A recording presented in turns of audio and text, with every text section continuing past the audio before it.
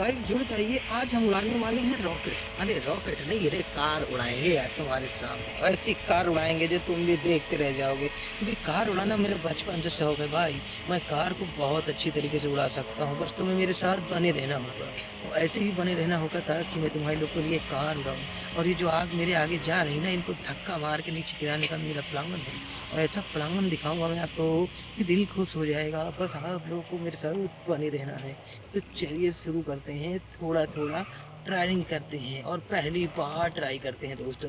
चलो, हमारी गाड़ी फिर से फिलहाल बंद हो चुकी है और हम इसको फिर से ट्राई करने जा रहे हैं। और ऐसा ट्राई करेंगे ना कि आज ससुरी इस गाड़ी को ही उड़ा देंगे। नहीं रे, गाड़ी नहीं उड़ाना रे भैया, गाड़ी नहीं। ये जो आगे हमारे जा रही है गाड़ी, इनको उड़ाना है और तगड़े तरीके से उड़ाना है। तो चलो रे भैयो, आज हम आपको दिखाते हैं अपना असली जुनून और असली कहानी, जो हम इतने सालों से अपने सीने में दबा कर रखी है रे। चलो फिर आज शुरू करते हैं।